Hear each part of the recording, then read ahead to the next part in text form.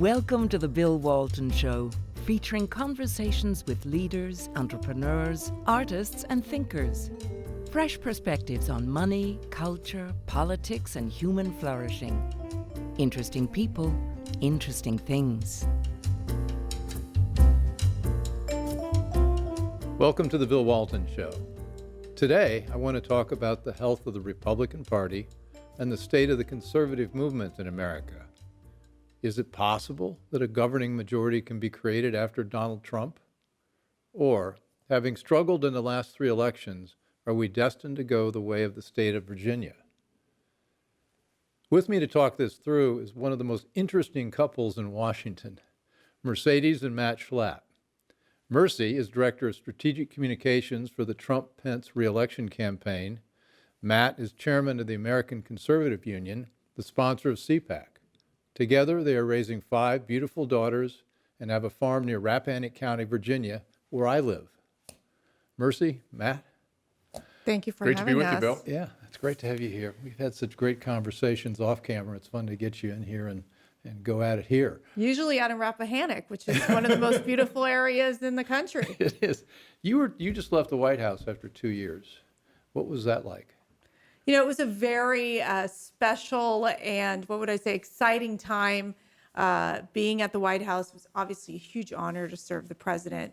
I think, I worked in the communications office, so we dealt with the everyday battles. So while there was this sense of we have this purpose and we have to keep pushing the president's very successful agenda that we've seen so far, it was the constant fight against media outlets, liberal media outlets, that had one goal in mind, which has been to derail this president and literally fight us tooth and nail when it came to any stories that they were publishing that were obviously anti-Trump.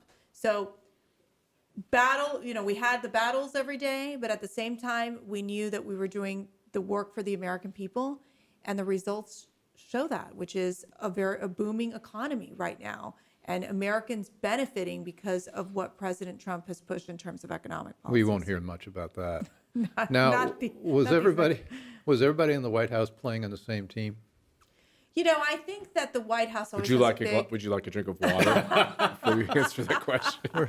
We're doing this at a time of day. Maybe we should go straight to the martinis. Look, I'm going to say this, and you all understand this clearly, because you all both have strong personalities. There were a lot of individuals with very strong personalities and very strong opinions of what we needed to do in terms of coming up with the president's agenda and passing the president's agenda. Now, to that, I will say that President Trump was always the ultimate decider. He was the one that would bring us all in. We had different opinions. Different advisors would go in with our arguments, and you could be the one sitting in the room in the Oval Office and the one that you're saying, please don't pick on me, please don't pick on me. And then he'll look over and say, Mercedes, what do you think? You don't get to hide in the corner? There is no hiding in the corner. Now, Matt, Or hiding in the curtains. Did you have to curtains? Jim Comey famously said, I tried to hide in the blue curtains in the blue room, and the president called him forth. So did you have to do any nighttime therapy when she came home from the White House? Yeah, my job was to have the bottle of red wine open, poured on many days. And look, it was a great experience because I think for Mercy and I, we've kind of always done things together. We met at the Bush White House, and obviously the 2004 re-election campaign was a big deal. We had worked on the 2000 campaign. And then we started a business together after we left the White House. With Cove Strategies? Cove Strategies. Yeah. And the Trump campaign in 2016 was very much kind of interwoven in our marriage with our kids. It was obviously a controversial political moment. We lost dozens of really close friends from the Bush era who were disgusted over the never Trumpers. Yeah, disgusted. I don't know if all of them were never Trumpers, but they were disgusted that we had kind of, in their view, turned their back on establishment Republicanism to support this whole kind of new approach to politics, this disruption in the order, and that became Donald Trump. And, so we kind of felt like it was us against the world a lot of times. It was, people making snide comments. I remember walking into a cocktail party in Philadelphia and having a group of people I'd known for a decade or more, all talking and laughing and then, having a serious conversation. And I walked up and literally the conversation just stopped. It was like the record player went, "Roop." And it was so obvious they were either talking about me or Trump or horrible people like me. And I realized it was a real eye opener for me. It's like, because I've always been included in Washington as one of the, the people in the club or whatever. And I realized, wow, they're kicking me out of the club. And it felt terrible and great all at the same time. Both you and Mercy bring a real world view to all this, though, because you work with the Fortune 100 companies with Cove Strategies. I mean, you're in the C-suite, you know what people are thinking, and that's unusual in this town. Now, you say you keep red wine open when she came home. Now, this wasn't Cuban wine, was it? No, we do Cuban espresso usually at 3, cafecito at 3 o'clock in the The afternoon. communists in Cuba have destroyed all their drinks. I don't think their coffee is as good anymore. Their cigars are definitely not as good anymore. But your father was a Cuban dissident and went up against Fidel Castro. That's right. So, and I think one of the reasons why I felt at an early age that I wanted to go into public service, that I wanted to work in politics, was because of my father's experience. He was a very successful businessman in Cuba, and when Fidel Castro came into power, the dictatorship, they took away his businesses. And so my father had two options: either be quiet and just follow the communist swell that was happening in Cuba, or fight back. And my father joined a group of counter-revolutionaries and fought against the Castro regime, ended up in jail for 6 years. And so he taught me at a young age that, first of all, love America. America is a very special place. And always remember that you have a responsibility to protect our freedoms and our democracy, because this democracy is fragile and you can lose it in an instant. And so I knew at that point, and at 15 years old, I said, I want to go to Washington and try to make a difference here and work in politics. And it's where my life has led me. It led me to my husband, where we met at the White House. And I feel very strongly, as we talk to our youth, or talk to our daughters and talk to our daughters' friends, that there is this real sense that we can lose America. Well, I think the word fragile is the right word. I mean, civilization's kind of a thin veneer. Yes. And the Constitution's a piece of paper to a lot of people that doesn't mean much, and you take away all the civilizing influences and the role of the Constitution, you don't end up with something that's very pretty. Well, and we're dealing with, right now, academic institutions that are basically brainwashing our youth, where it is talking about, from issues of, for example, teaching sex education to middle schoolers on how to use a condom, for example, in different school districts, or this issue where you have 36 different genders. I mean, there is this sense of pushing these liberal ideas in our public school systems and not giving choices to parents for them to say, wait a second, I don't really feel comfortable with my kid going to school here. Let me put them in a different school, in a Catholic school, in a Christian school. Where are your kids in school now? They're in private school. They're in Catholic school. Yeah. All of them. We have 2 in high school and 3 in what I guess you would call middle school.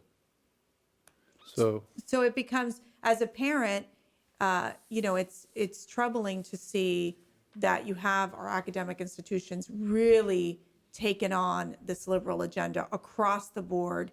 And it starts when they're young, when you're able to influence and talk to them about the realities of just even a conservative agenda, or even talking about the dangers of socialism, which are very real now in the United States, something we haven't seen, So my theory on back. this is, I don't know if you agree with me, but I think you do, which is liberals don't really create anything, right? Socialists don't create anything. It's entrepreneurs that create things. It's conservatives that create culture and create institutions. And then over time, the parasites on the left are great at coming in there in an insidious way and taking them over. And conservatives kind of back out. They're like, well, we started it. We got it going. they have their point of view. Maybe we should have multiple points of view. And they'll kind of recede, and the left comes in aggressively and completely takes it over. Bill, they've done it in almost every major institution in our society. This is not just public schools. This is private schools. This is churches. This is foundations. This is other institutions. And part of the Trump disruption is, damn it, no more. No more. I mean, we are drawing a line in the sand. And by the way, our point of view matters as well. We are being pushed away from tables. We are being pushed out of rooms. We're being called haters, and we're being told to shut up and to back off. We paid for these institutions. We pay massive amounts of taxes for all of these public institutions, and this has to stop. You're watching the Bill Walton Show, and I'm here with Matt and Mercy Schlapp, and we're talking about the deconstruction of a lot of terrific American institutions and what the two of them are doing to fight back. Yeah, I think it's a time to fight. And look, fighting has a lot of connotations to it. Now let's put this in the framework of what you do when you're chairman of American Conservative Right. Union and run CPAC. I mean, how is the ACU trying to bring about the good things that we want to bring about? Well, I know you do a lot of this work with me. I'd love your point of view on it. Both of you. Oh, great. Well, I have enjoyed watching American Conservative Union and CPAC grow. I mean, it's become an international phenomenon, and Matt can speak more on this, but it truly, you have countries coming to us, leaders of these countries coming to us saying, we love what you're doing with CPAC in the United States. Can we have some of that? Can you teach us how to organize from a grassroots perspective? Because they all feel there's several components, and I'll say one story when we were in CPAC Brazil, that all of a sudden they would ramble, start talking in Portuguese, and then all of a sudden they'll go, blah, blah, blah, blah, and then they'll go, fake news, and then everyone jumps up, and they're like, yes. Do you speak Portuguese? How No, do you say I fake don't. news? No interpreter needed for fake No, news. fake news No was interpreter English. needed for Make America Great Yes. Again. The crowd would erupt. Why? Because they're facing similar issues where the media predicted that Bolsonaro was never going to win. Now the current president of Brazil, they're the ones that have been incredibly critical of that president. They are left leaning, and they're saying, we need a voice. We need an outlet. Like we don't have the, several of these more conservative media outlets in their country. So it's interesting how what we're experiencing here in the United States, in these other nations, there's some similarities that we're And we're seeing. talking about thousands of people, thousands coming together in a foreign city to try to figure out what this whole conservative movement is in America. So what let me be Trump clear is. about this. You're running CPAC meetings in Brazil. Yeah, You're we running had CPAC 5 meetings. I international think you also CPACs. ran one in Hong Kong. Yep, we did. We ran one in Tokyo. We ran one in Seoul, South Korea. We ran one in Sydney, Australia. And these events were so successful that they want to annualize them. Well, tell me how you put one of these together. Well, we started off in Japan, Because literally. ACU was doing none of this before you showed ACU, up. when What has it been, about 5 years? Yeah, 6 Yeah, years. And I have to give my predecessor credit because he had started to do battleground CPACs in the country. Yeah. But we've taken that concept and we'll do CPACs in every battleground state next year, every consequential state. But I was walking down the halls of CPAC, Bill, where you and Sarah have been, and this Japanese fellow walks up to me, this is 5-6 years ago, and says, "Hey, I've started a Japanese conservative union." I was like, "Oh, that's kind of interesting." This man, Jay Aiba, who now has had 3 CPACs in Tokyo in a row, literally thousands of conservative Japanese coming together. Believe it or not, people will wear their MAGA hats. Some people will wear their MAGA hats to these international events. And we engage them in a conversation about what is conservatism, the dignity of the individual, and these practical solutions that can bring people. Now, are these economic conservatives, social It's different. conservatives? It's a Here we have the Constitution. That's unique. It is So unique. if you're Japanese conservative, what are you conserving? The first step for most of these conservatives in Japan is their fear of communist China. Okay. And that neighborhood, the reason why we've had so many CPACs in Asia, Bill, is because obviously they have an immediate connection to the fact that conservatives in America fight communism. We've always fought communism, as your father's experience was in Cuba. And the fact that China is such a danger in that neighborhood. So that we have immediate credibility with Japanese conservatives. The second question is, they've experienced, and you would know this from your business career, decades, really a generation of economic stagnation. Do what we don't fully understand over here is basically rampant socialism. Yeah. Japan's been flatlined for That's a right. couple decades. Their government now. is too big. They tax too much. People can't afford some of the kind of things to make their life better because taxation is what it is, and they're realizing that they need to find a different way. And in CPAC Brazil, just their big focus was free markets.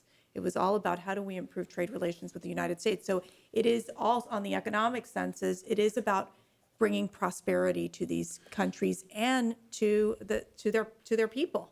Now, do they have the issues with elites versus the rest of us Oh, that yeah. we have in America? It seems like this is maybe you look at Brexit, you look at what's all going on. Okay, I'm going to jump out of my chair. Jump out of your chair. Because I didn't realize this. We went to Australia, and we had like Judge Pirro with us, and some congressman with us. Nigel Farage came down, and in the middle of CPAC Australia. Okay, first of all, to start CPAC Australia, they tried to ban me, Dan Schneider, and Raheem Kassan from even being able to fly to Australia because Dan and I had the audacity to be life members of the NRA.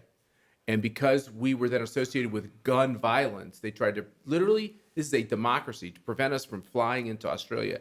Then we get there, and Parliament tries to pass a law to say that CPAC is breaking, is actually a criminal enterprise in Australia. There's a lawsuit going on about this. Then I walk outside the event, and there's 100 crazy-looking Antifa protesters in Australia. So what I want the American listeners... Antifa in Australia. That's right. What I want the American listeners to understand is that this crazy idea of 56 and 32 genders and pushing this kind of crazy gender ideology on 7 and 8-year-olds here in America, this is alive and well in every major city on the globe. The Green New Deal and the idea that fossil fuels are immoral and that capitalism is a cancer, this is alive and well and very well funded by European and American left-wing billionaires all over the world. The same problems that we see us facing in the Commonwealth of Virginia or in America, it's a bonding experience with these activists all over the world because they are facing the very same things. I'll give you an example. In Brazil, we were there as a guest of the Bolsonaro family, the president of Brazil and his son Eduardo. He was explaining to me that fourth graders have aggressive sexual education, right? We can all have a conversation about what a more mature person needs to learn in terms of sexual information, but we have a daughter in fourth grade. How old are your girls? Well, we have They 5, range, so 16 to 7. But I mean, a fourth grader, Bill, getting Who's a 10-year-old, getting or not even a 10-year-old. detailed descriptions on how to orally satisfy either a male or a female lover is child abuse. This is something for parents to determine what they do. It's not for school systems. So I said to him, I was like, how do you stop that? He said, we have 3-year contracts with these big corporate textbook companies. We can do nothing to stop this until we get to the 3rd year. He said, well, 1 year into it, in 2 years, all those textbooks are coming out. And they're going to learn math, and they're going to learn history, and they're going to learn English, and we're going to let parents How are they and going to do churches- that, though? Because people who try to change education, you get textbook publishers, you get the curriculum developers, you've got the teachers' colleges, you've got this whole group of people who are thriving with the existing system. How do you pull the textbooks? Well, I'm not going to tell you that I have the absolute game plan, but I will tell you in Brazil, one of the reasons why Bolsonaro is the president, one of the reasons why Trump is the president here, and even if Trump doesn't fully understand it, is the idea that not even conservatives, just ordinary common sense people are repelled by this aggressive, radical stuff that's going on in schools and in these institutions. So all I can tell you is that there's a SOS, there's a white flag, there's a cry for help, and there's the resulting political success of those who are saying no more. And I think to President Trump's credit, it is because he is the fighter, right? It is because he speaks up. He's not silenced. He speaks up for those individuals who have felt for too long that identity politics is what is in play, and they have to be careful of what they say or how they say things. And for President Trump, he's about, look, he's going to speak his mind. And I think it resonates with so many Americans who for too long feel like they have to be silenced. I mean, we're seeing this on college campuses where the conservative kids feel that they have to be quiet and they cannot speak up and say, I'm a Trump supporter, for example, or because they'll be bullied. And so what is worrisome with where the left is going is that they want to, when Hillary Clinton said the word deplorable, they want us to feel like we are less than them, how can we not agree with what they are saying? How can we not agree with their beliefs? And quite frankly, I think for everyday Americans, they're like, I just want to live my life and raise my family and do what I can to help my community and by the way, leave me alone. They have the values that made us great. Yes, exactly. The left is trying to undermine all. When Beto, when Beto or You're watching. He's got to do a break.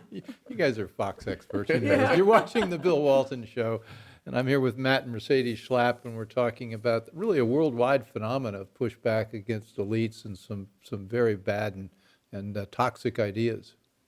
Well, we have to give you all the Fox hand signals. So one of them is I need Fox the hand Chris signals, Wallace please. hand signal is like come on, wrap it up. Okay. You're tiring me. Okay. Let's go. So we'll teach you some of these. Okay. No, but Wrap I think it. Okay. All right. Matt had an experience. We bring up Hong Kong as being one of those. It's very moving. Yeah. Eye-opening experiences. Obviously, as a wife, I was very concerned that Matt or anyone from the CPAC crew would get arrested. When were you in Hong Kong? Right at the beginning of all this. Boy, what was the timing? I'm I sorry. can't I'm so remember bad at what happened remembering. yesterday. It was August. Yeah, it was August. Yeah. It was August. So- And the protests have been going on for a while, but really Westerners had not been invited. And there was a bit of a controversy about whether they really wanted Westerners because, they've approached these protests with diffuse leadership. There's not one leader. When they had the umbrella revolution of 2014, Bill, they were able to decapitate the protest by taking out its leaders. So, and they also wanted it to be Hong Kong.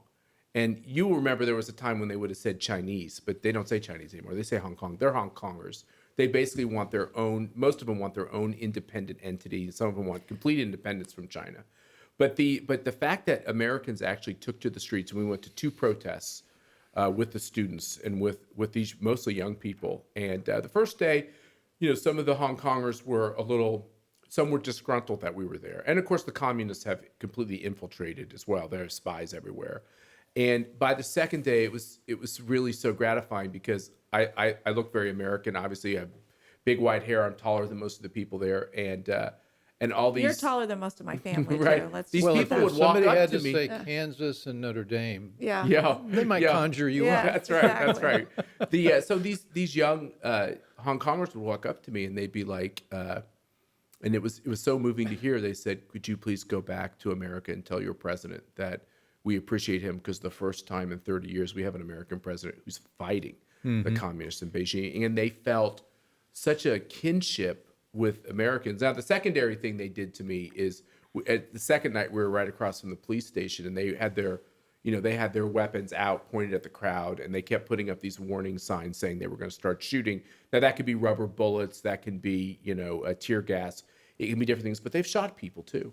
And so we were very close. We were right across the street, and we were there with some other Americans, some supporters of CPAC, and it's unnerving. And I can't tell you how many people I had. Once again, mostly young people, although it's all ages, but it's mostly young people coming up and saying, they'd communicate via these interesting apps. They'd say, we're going to start moving a block here. We're going to move back, 20 feet or whatever. So they're constantly communicating. And the one thing they kept saying to me is, we're very worried about you. And I'd say, why? They were like, well, you stand out. And when they start shooting, you have to run really fast. And I was like, oh, okay, I got it. And then another guy would come to me and say, no, when I say you have to run fast, you're going to have to run fast, and we're worried you can't run fast. I was like, you just wait till that moment happens. I was like, I won't be running. I can't run for a long period of time, but I can do a quick burst here. So You're going to use your tennis player skills. Exactly.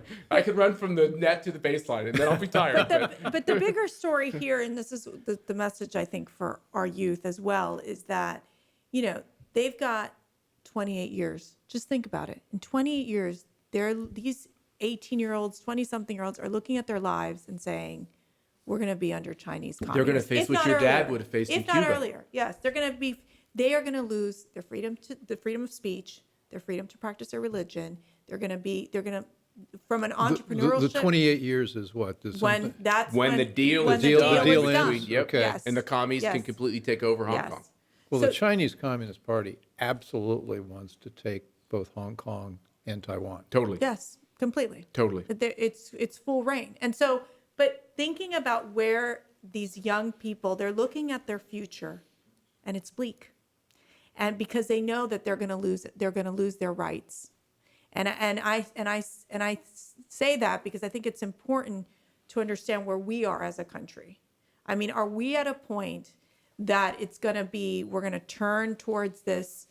If you're conservative, if you're, you're not allowed to speak up. I mean, are we going to move into Do towards we that have 28 direction? years in Yeah. America? Well, do we have the language to communicate with people? Because if you look at what happened in Virginia, we know we're close to it, but most people may not. Virginia was a red state 25 years ago, and it's not. Governor, both senators, both houses of the legislature are now pretty significantly Democrat. But there are two things going on. One, the demographics have changed in Virginia enormously. I think there were in Fairfax County, for example, we had 3% Asians 20 years ago. Now it's 20%. Mm-hmm. So that's one factor, demography. And then the other one is just sort of, I think we've lost our ability to message our ideas. Well, and it's sad when you think that. And we've got to message our ideas to different looking people. They don't look like they came from Kansas and went to Right. Notre Dame. Yeah, totally.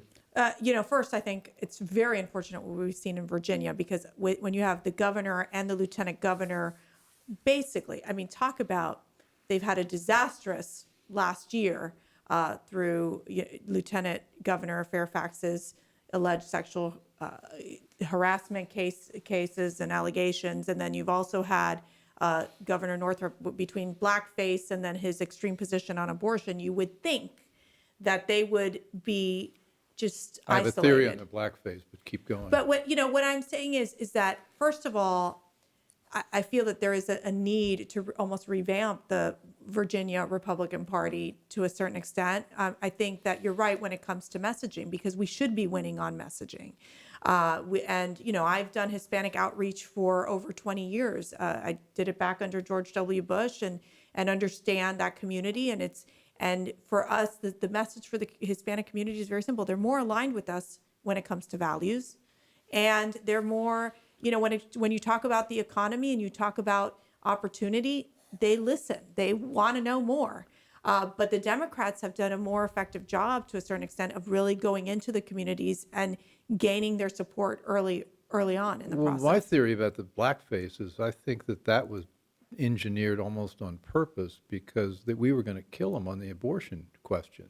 What he said about the baby, we'll keep the baby comfortable. Keep the baby comfortable. Right. I thought we had a winning And issue Bill, he's with a that. And they pediatric- changed the subject. He's a pediatric surgeon.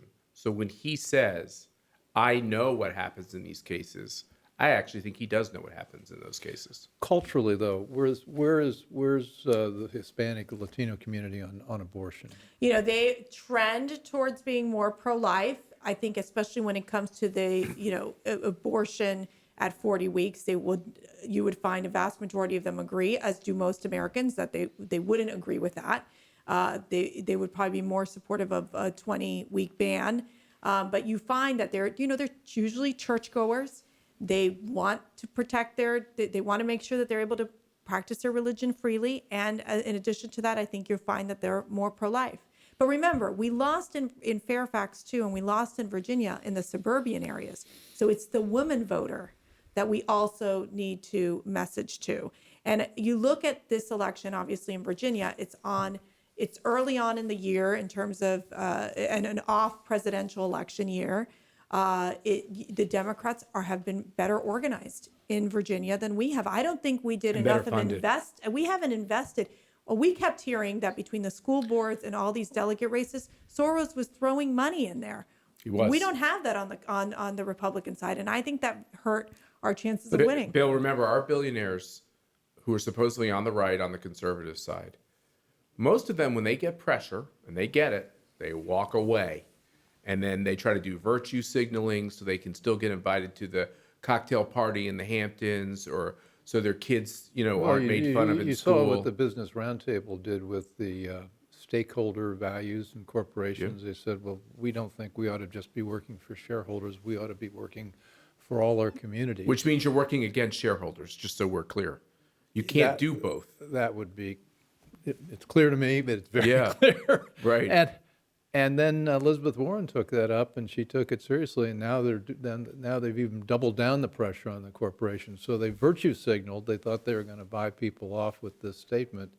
Didn't work. Look at corporate America. We have, a president who worked with Republicans in Congress, and it was Republicans in Congress, to pass the most consequential reduction in corporate income taxes and other tax treatments that we've certainly seen in my 51 years of life. And literally, if you went down the top 500 corporations in America, how many of them really fund Republican politicians? I'd say very few. I think most of them tend to be left-leaning. So even though the policies, the deregulatory policies, the tax policies coming out of the most Republicans are beneficial to these corporations, they would rather choose politicians that would harm their company for some other purpose, I suppose. And we speak from firsthand experience here. Right. I mean, your consulting firm works with these corporations and how to deal with what's going on in Washington. What's a typical CEO Well, like of one of obviously, these all big my companies? clients are perfect and wonderful, and these are really... Let's talk about the people that don't talk hire about you. the people I don't... How about the people that I get to watch? Okay. And what I would say is that what I'm seeing is that, look, in the 1950s, your typical American CEO would most likely be a WASP, a churchgoer who's a Republican, who probably has fairly conservative, kind of pro-family views on most issues. That would have been socially acceptable, maybe even socially expected, and that is completely flipped. So your typical CEO today, if they are conservative, they are completely closeted in their political views, that they are told by their general counsels, who mostly would have gone to an Ivy League law school, that they can't have Christian views on things like family issues, life, marriage, etc., because that puts you in the hater category. You'll be anti-woman. You can't manage people if you have those views. So, and then their HR directors, which is a whole other kettle of fish, which is they tend to be very left-wing. All their trade associations are. So all the influences around the And their CEO, foundations. Yes, and then you have these foundations, which were almost all started by conservatives. So you look at the Pew Foundation, Bill, of which I know you've read a lot about. It has been explained to me that Mr. Old Man Pew funded Billy Graham's first crusade. He invited Billy Graham over to his house, and he said when Billy Graham was told when he was done with dinner to look under his plate, and that was the first check for the first crusade. The Pew Foundation today now funds every left-wing thing you could ever imagine. And so what's happened with this corporate culture is that all of us who are buying the products are going along with this idea that America expects corporations to fund the left. Because as conservatives and as consumers, we just want to get the cup of coffee and get out of there. But what I've increasingly realized is that if I'm not a boycott guy, but we should express our views on what we think. And my advice to when asked by CEOs on how you handle the political change, my advice to them is to run their company and leave the culture to the people and to their consumers and to their clients and to the people in society. Let them determine where the culture is going to be. It is not corporate America's job to lead the charge and all of this left-wing change. You're obviously not advising Google. No, I'm not. That would be accurate. Because, we had somebody on, Dr. Robert Epstein, and they unearthed a video inside Google. Oh, Have you heard about that? Yes. Where it's meant for internal consumption. It talks about how they want to make Google's values America's values, and they want to use the search engine to bring that about. Are you familiar with that? Yeah, I'm very familiar with it. And I think that's where you enter into the danger zone, which is so much of the corporate influence on our society. And we depend on products like, a service engine like Google. I think, my my 7-year-old would have said Google when she was like 5. It's part of the vocabulary. It's kind of like Facebook. And so, you see this with the challenges, for example, even now when Twitter has said, okay, we're not going to do any political ads, because they know that they're up against the Trump machinery when it comes to these political ads. And so that becomes, it just shows how much power the corporations have in being able to influence public opinion.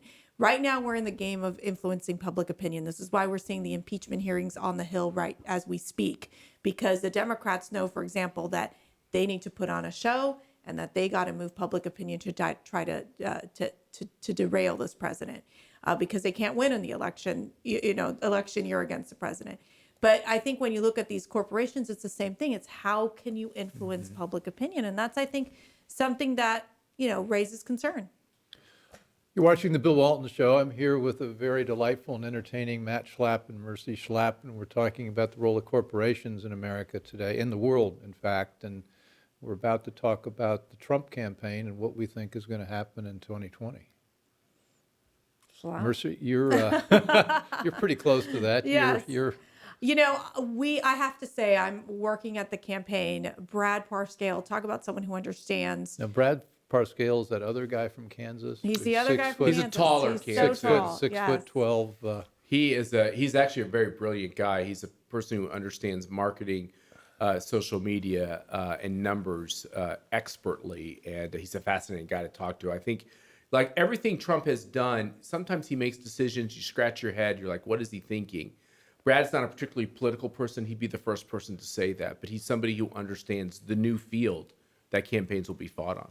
Right. And I think he also understands, he talked to us about the simplicity of messaging. It was one of the topics we had a conversation with him just yesterday.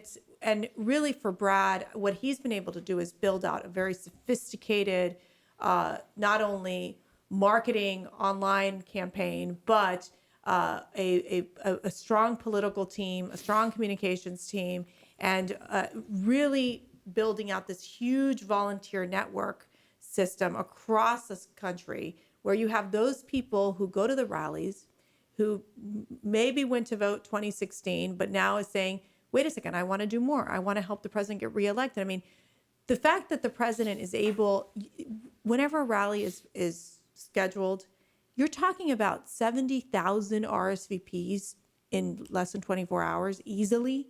I mean, we've never seen this in politics. This is exactly. We talk about this all the Walk time. me This through is that. something we don't. So Trump decides to go to Baton Rouge. Right. Told Quickly. the rally. So how does that come about? Well, obviously they do a lot of the marketing through the website. They do a lot of the marketing through local media, through ad buys down there saying President Trump is coming.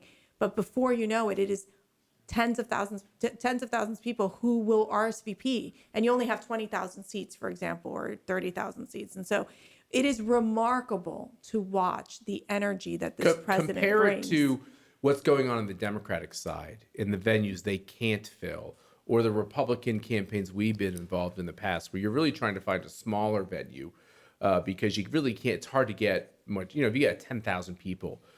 That's a big crowd for a president. Elizabeth Warren just had 1,500 people. Yeah, and Mark Sanford just had one person.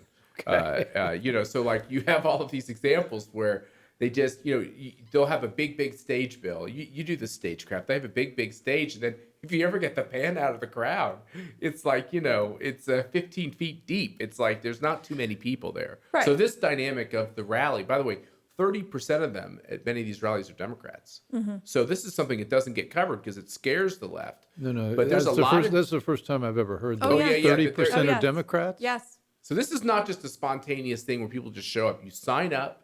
You have to give them some information about who you are. And they know who's a Republican, who's an independent, who's a Democrat. It's very skewed independent and Democrat. Now, unlike anything we've ever are seen these in Democrats Republican that politics. expect to vote for Donald Trump? Well, the goal is to get them there to vote. Obviously, registering but they're voters showing up critical. because it's such an amazing thing to be part And of. they like Trump. And they like Trump. Yeah. But they're not your average Republican voter. I guess that's the way to describe it. You have your voters that go to every year or every 2 years they'll go vote. Think about it. What we've seen, the dynamic that we see in a lot of these states is in 2016, for example, you had 8.5 million more people that were Trump voters that went out to vote that really never voted before. So when 2018 happened, which was the midterm elections, those 8 million people, they stayed home. They didn't vote. Why? Because they voted because Donald Trump was on the ticket, not because Congressman Joe Schmo was on the ticket. And they've seen a Republican Congress, quite frankly, sometimes not be as aggressive as they would like them to be. That is They're like, true. what does it matter So- if the Democrats So run the House? 17, 18, 19, those were the three elections. Trump was not on the ballot. Right. That would be correct. So think even looking at Virginia, I mean, right. Virginia is a little trickier as I think it's more complex, but there is a sense of those Trump voters who just stay home because they want to vote for Trump, but they're not necessarily convinced with Republican establishment. They're not necessarily convinced with Republican local candidates, but that's the problem that we're seeing. They have to realize that if it doesn't trickle down, we lose the most Bill, can I important say- elections, which are the local elections as well. Like we need to make sure Well, we have that's what Republicans. Soros is targeting. That is right. Let me add something more here, which is what's up is down. We're in a moment where truth is dead, right? Because there is fake news, and what's being reported as truth is not truth. Think about this. Trump has the highest numbers with Republicans than any Republican president in my 51 years. He has the highest numbers with them. And we've just explained to you that when it comes to the rallies and his grassroots appeal, he has the highest numbers of Democrats and independents coming to his events than any Republican we have ever seen, right? Certainly in the age of this kind of divide that we're in. How is it that all of the reporting is about how his numbers are so bad and he's in such a weakened position with these two facts? It makes no sense. And, Well, that's what I wondered about. I open with this is that we've got the conservatives, we've got Republicans. They're not really necessarily the same people, and then we've got Trump. And Yeah, but all the press coverage is on the Republicans who actually really aren't Republicans. They're swamp creatures. So back to the Virginia question, I would say the biggest dynamic that's happened in Virginia is the expansion of government, the expansion of the swamp. The swamp recruits from blue areas for blue people to take these jobs. blue people? And to, I didn't know there was blue people. well, people Sean. that tend to trend blue politically, and they there are blue people. Blue Be careful. people is when you don't You've have just oxygen, You've just offended somebody.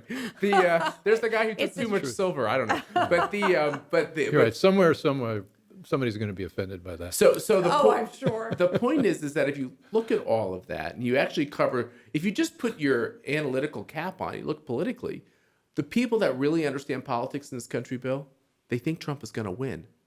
And that's why you have people like Hillary Clinton and Deval Patrick and Eric Holder talking about and running. that's why we need to impeach him. That's right. That is It's actually logical. reason number one. It's actually logical. You're So not why gonna don't we win. just say it the way it is? Adam Schiff has to have the Schiff whiff because it's the only way to quote unquote stop him. They've tried everything. Schlapp, you can start a nursery rhyme with that. The Well, where Schiff are you, whiff. where are you guys? Right. and Say whether that the 10 times quickly. Oh, say what again? The A shift shift whiff? whiff. That could be fricative. problematic. That could be problematic. Yes. I'm not going to do that. So does the impeachment help or hurt? I think it helps Trump.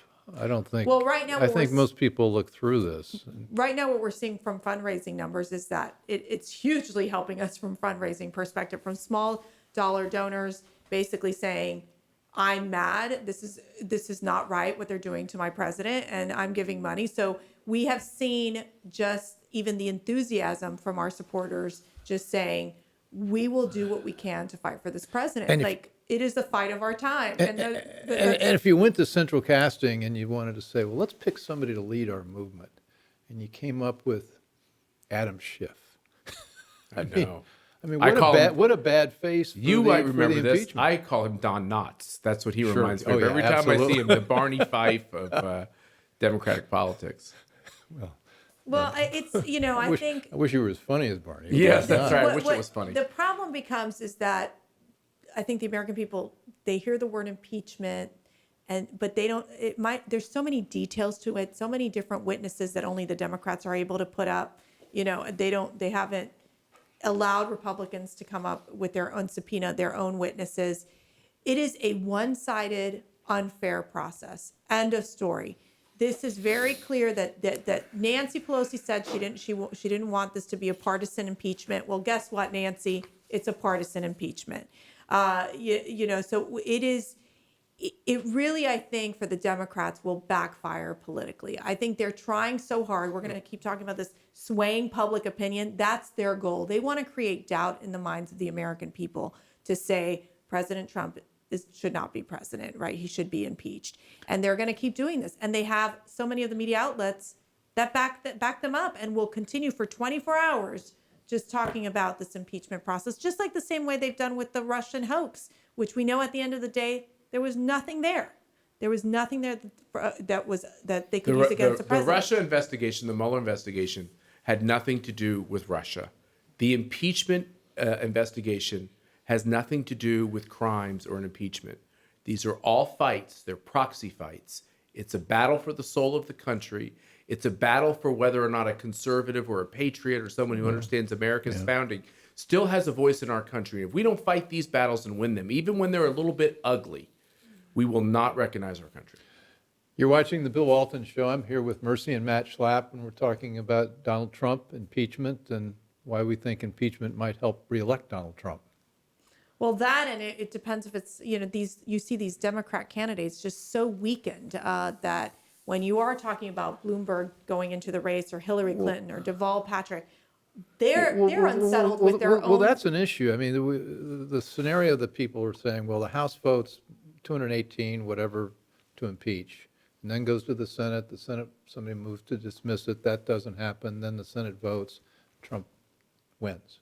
So, but they may not have the 218 votes. That's right. Because how many districts did? 24 districts that you had these Democrats who won where Trump won, basically. Yeah. They're Trump districts where now you have these Democrat members, House members. So 24-1, I think it's up to 30 current incumbents, including ones that were in Congress before that are in Trump districts. So it's quite a lot who, Trump is very popular in these districts. And if they vote to impeach him with no crime, imagine that, no crime, but yet they vote to impeach him so they can stop him. That's a hard thing to go back into your public library and argue in a town hall. The electoral map, does that help us, hurt us in 2020? I think we're in a jump ball. We have, we've gone through the states, and we got some do or die states. We got states like North Carolina and Florida that, and even Texas, people get a little worried about with the purple aspect of Texas, which Texas has a tendency could become more like Virginia. That's right. So, but by Right. the same token, I think, look, the way Republicans view politics, it's kind of like how when we were talking about the Commonwealth of Virginia, most of us come from politics from a very logical standpoint. We've done practical, logical things in our professional lives, and we worry about where we're not doing as well. But I would posit something else. There's a real opportunity. Donald Trump won that electoral vote in Maine. That was no accident. The Bushes were in Maine forever. Donald Trump got the electoral vote, right? We did a CPAC in Minneapolis. I tell you, those people are on fire in Minnesota. We have almost won Minnesota, not only last time, but previously. It's never on the targeted list. We never give it much love or attention. Minnesota is very flippable. What Donald Trump did in Pennsylvania, Michigan, and Wisconsin, he did something very novel. He listened to what people in communities wanted to see from their government. He listened. We didn't tell them what the Republican view was. We listened to them about what would solve their problems. And he did that very uniquely, and I think it's why he flipped those states. yeah, and again, these states everything is so close. I mean, Pennsylvania, I think we won by only about 44,000 votes. You look at Michigan, you look at Ohio, and Ohio, I think we're in a much stronger position. But of course, we're going to spend a lot of time. We're going to target these Pennsylvania, Michigan, Wisconsin, Minnesota. I know we've talked about also looking and spending time in those states, and it's more so it's saying how can you, we don't want it to be as close. We want to expand our lead, especially when you look at states like Pennsylvania, which it's tricky. I mean, this last election we lost, we lost some seats in the. But Donald Trump is such a unique person. You said central casting, Bill. I don't know if you meant that he is or not from central casting, but he is what he is. He is a unique, rugged American. He does things his way. He doesn't always listen to the people around him about the right way to market this or that. He has his own gut that he follows, and it's a pretty good gut. It's a gut that gets him to 50. He's not the kind of guy, I think, that gets to 60, 62, 63, because he's so idiosyncratic. He's such an individual. What makes people love him, and a lot of people in this country love him, is also the same thing that makes a lot of people hate him. And he will have to deal with the fact that in politics, he goes right to the division.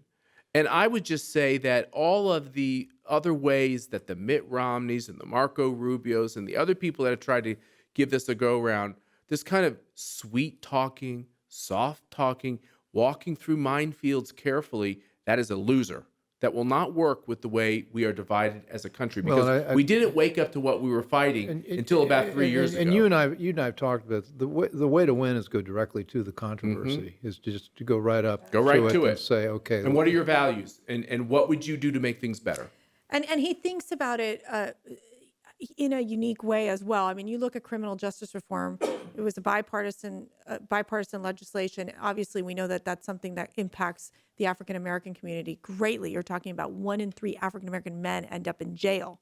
And so he really felt that this was an important issue to tackle. I mean, we were just inside a prison last week. We did CPAC prison, which was very moving for both of us to be there and being able to talk about, guess what? If you're getting out of jail, there are economic opportunities for you. There are people willing to hire you. I mean, we're seeing unemployment for ex offenders down right now. That's right. Wait. CPAC prison? We went to CPAC prison. Where was CPAC prison? In Lancaster, Pennsylvania. In Chester, Pennsylvania. At a Lancaster with Diamond and Silver at a federal penitentiary. It was federal. It was a state-run penitentiary. State. All right. But here's the deal. Invited by the Secretary of Corrections, the warden, the supervisor, welcomed us with open arms. Bill, listen to this. CPAC, with a big CPAC banner that the prisoners fashioned. Yeah. It was a beautiful banner. Beautiful. We gave them our point of view on what could actually make their lives better. It was very practical. We didn't open up tomes of research. We talked to them about how tomorrow they could start to do things so that when they get out of there, and most of the people in that room are going to get out of there one day, that when they get out of there, they can take care of the people they love without government assistance, and they can get a job, and they can find dignity, and they can live their American life. Those prisoners cheered and clapped. And one guy, as I walked in, he said, "Matt, what are you doing here? We don't understand what you're here." And I said, "We're here because we don't know exactly why we're here." Well, I'm glad you made it out of there. Exactly. That's a good point. And we brought our daughter too. And he said, "Why are you here?" So what resonated? I mean, what did you say? Let me tell you. Let me tell you the answer. So he said, "Why are you here?" And I said, "Well, we're going to learn together." And so we talked to them about, we had a guy who runs an HR trade association who talked about how you do well in job interviews. We had a body language expert that taught them how you turn off people immediately in a job interview.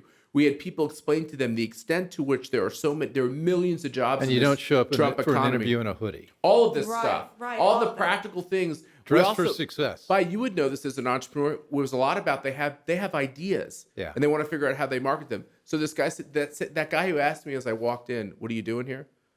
I said to him as I walked away from him, I said, "Look, tell us how we did." And as I was walking out, he was rocking back in his chair. He had a beard, mustache. And he looked at me in the eyes. He said, "Hey, Matt, that was good. We were there all day. We did this all day long." And the response from the prisoners was overwhelming. Now, look, there's some bad guys in that room who I don't want to ever get out of prison. I'm not an open up the doors and let everybody be out guy. But we ought to get practical over the fact that a lot of these people are coming back out into society, and they're coming back out with no skills. They're not ready to come. Did you talk about faith at all? Absolutely. Let me tell you, you can't not talk about Jesus in a prison. You can't not talk about it. Yeah. It just comes up. We had so many presenters who used to be in that very facility, Bill. We had a guy who was in that very facility. He turned his life around, and now he's a minister. We have to wrap up here, but there was a business that we owned that did helped, what's the word, bringing prisoners back into society, re-entry. Whatever, there's a bigger word for that. There's a lot of lingo. It was extremely successful, and we got into trouble with the New Jersey state prison authorities because the program was based on faith, and it went in, and among other things, but it was a very Christian program.